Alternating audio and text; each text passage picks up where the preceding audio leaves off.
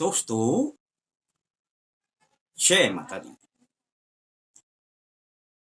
दोस्तों, अभी आने वाला है सावन। और सावन का महीने का जब याद आता है तो एक जीवन अपने आप ही हरा भरा दिखाई देने लगता है। प्रकृति में तो चारों तरफ हरियाली होती ही होती है। हमारा मन भी बड़ा प्रसन्न रहता है। विशेष रूप से श्रावण मास में भगवान भोलेनाथ की शक्तियां अनंत रूप में हमारे इर्द गिर्द पाई जाती हैं।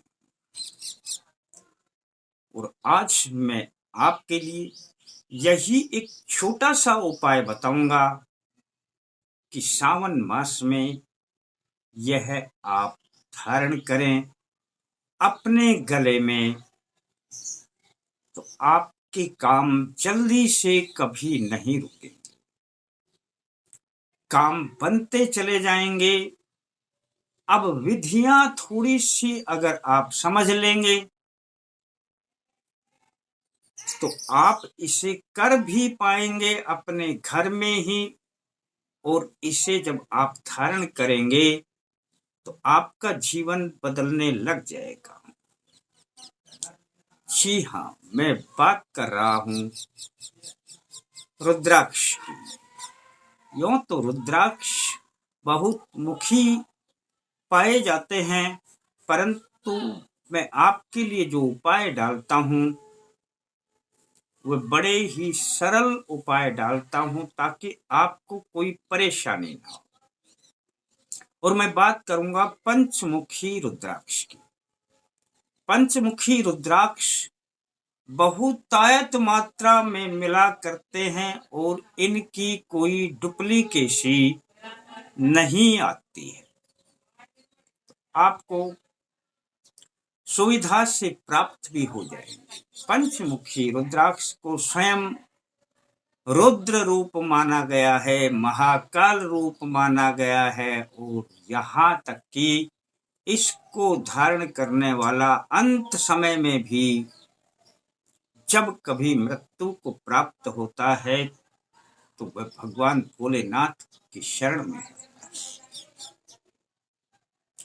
अब मेरा कहने का जो तात्पर्य है वो ये है दोस्तों कि यदि आप भी आज के समय में यदि परेशान हैं, अपने जीवन में कोई काम नहीं बन रहे हैं, तब आप इस छोटे से उपाय को कर लेना।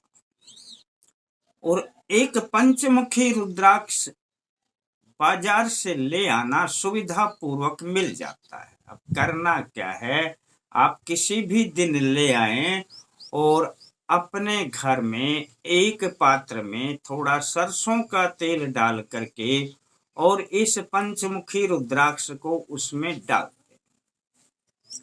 यहां से आपका पहला कार्य प्रारंभ होता है।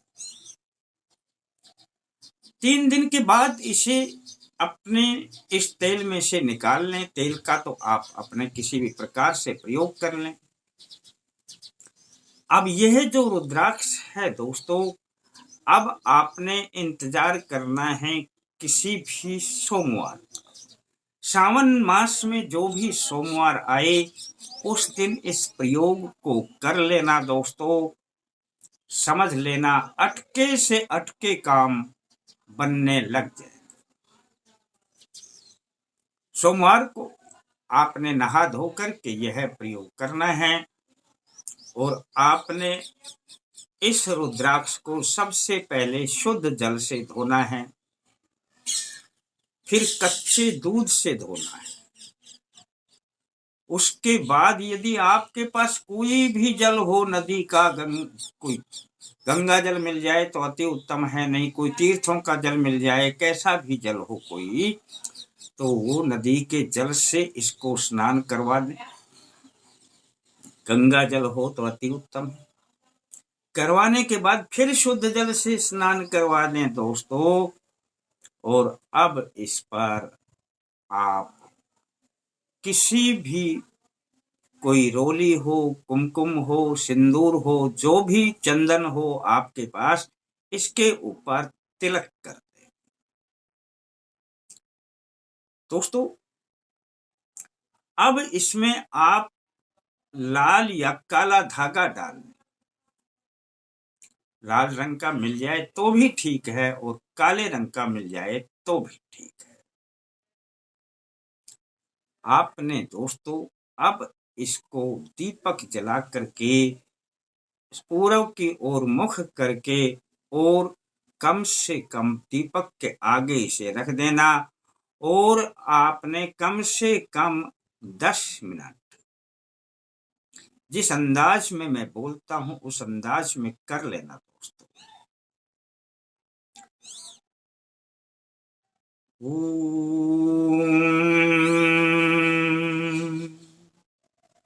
नमः शिवाय।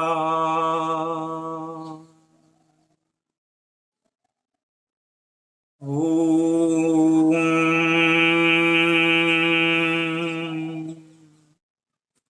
नमः शिवाय। बस दोस्तों, इतना करने के बाद आप एक लोटा जल शुद्ध का भर लेना और चले जाना भोलेनाथ के मंदिर में जहां पर शिवलिंग बना हुआ हो। इस रुद्राक्ष को भी साथ में ले जाना। आपने शिवलिंग पर जल धार चढ़ाते हुए, जल डालते हुए और ओम नमः शिवाय मंत्र का जप करना है। और अब यह जो आपने रुद्राक्ष तैयार किया है, इसको शिवलिंग के टच करवा दें और शिवलिंग के टच करवाने के बाद दोस्तों 3 बार आराम आराम से बोले ओम नमः शिवाय, ओम नमः शिवाय, ओम नमः शिवाय। दोस्तों, वहां पर दान पात्र में कुछ भी डाल दें। अब ये तो मैंने सामान्य प्रक्रिया बताई है, अन्यथा जब आप भोलेनाथ के मंदिर में जाते हैं तो अपनी धूप बत्ती भी ले जा सकते हैं, अगरबत्ती भी जला सकते हैं, महादीपक भी जला सकते हैं, प्रसाद भी ले जा सकते हैं। ये आपके ऊपर है, लेकिन मैंने जो सामान्य पद्धति बताई कि इस प्रकार से इस रुद्राक्ष को आप सिद्ध कर लें। अब ये रुद्राक्ष इतना पावरफुल हो जाएगा दोस्तों कि आप इसको गले में धारण करेंगे तो अब आपके अटके से अटके काम भी बनने लगेंगे। आपका जीवन सुचारू रूप से चलने लगेगा। आपके काम को कोई नहीं रोक पाएगा। दोस्तों, कैसी से कैसी बाधा हो, संकट हो, अड़चन हो, किया कराया हो, किसी पर यदि आपने यह पहन लिया, जिस विधि से मैंने बताया है उस विधि से तैयार करके, तो संकट भी कैसा हो खड़ा नहीं रहेगा और आपके काम तो रुकेंगे नहीं। अच्छा लगता है दोस्तों तो करके देख लेना, और थोड़ा अच्छा लगे तो लाइक करने के बारे में सोच लेना। फिर मिलते हैं दोस्तों नए अंक के साथ। तब तक के लिए जय माता दी।